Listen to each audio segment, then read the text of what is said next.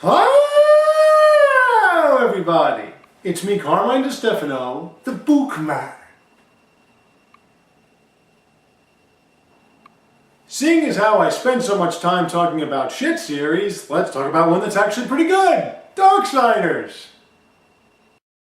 Originally released by THQ and Vigil Games back during the apex of the previous gen console era, Darksiders and Darksiders 2 took place in a broken down planet Earth and some mystical areas, taking Judeo-Christian mythology, mixing it up a little bit with Norse lore and Anglican lore and all that other stuff, taking comic book sort of art styles and turning them into hack and slash games that had a little bit RPG light style to it, especially with the second one. You played as the Horseman of the Apocalypse. In the first one it was War, who was looking to not redeem himself, but sort of, well, he was redeeming himself, and Death in the second one, who was trying to clear his brother War's name during War's trial.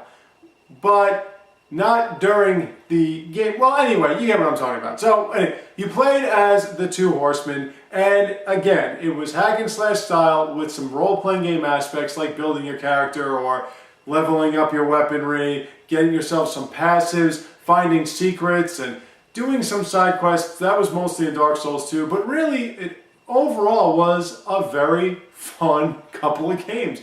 The graphics were really good, the controls were very solid. There might have been a couple of bugs here and there, like game freezes and stuff, and occasionally locking on would sort of make things a little bit disorienting. But other than that, the games themselves, now that I've been playing through them again on my gaming channel, were really entertaining, and that's what it comes down to. Too often, especially in this day and age, and especially when it comes to RPG series, especially JRPG series, a lot of times they get a little bit too wrapped up in their own philosophies and what have you, and presenting to the world their personal beliefs, whereas the Darksiders series was simple.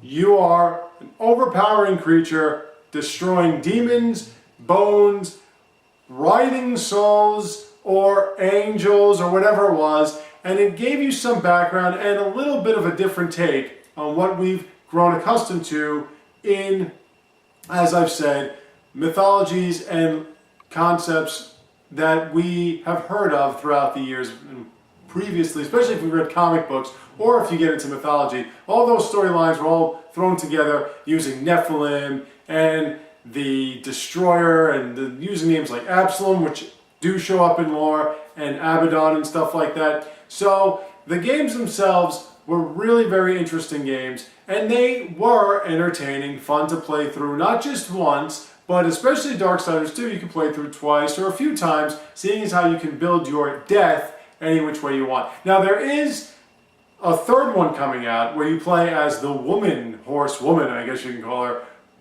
Fury.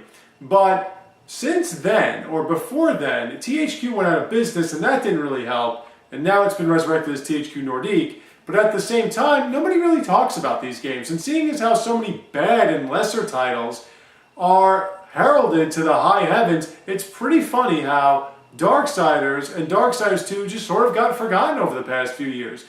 The second one was released on all the previous gen consoles and re-released on a couple of new gen consoles. Well, there are only two really when you think about it.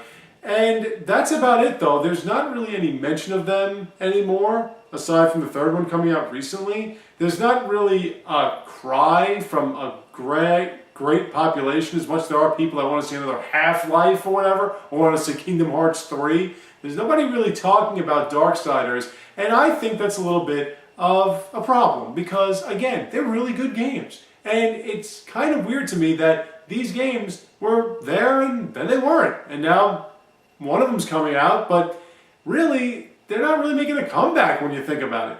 At this point, you can get a good deal on both games, especially on the Wii U, so I would really suggest you take a look at them. They are good games. They are fun to play, and they're a lot better than most games that most people do make a big deal about, which we'll get into later.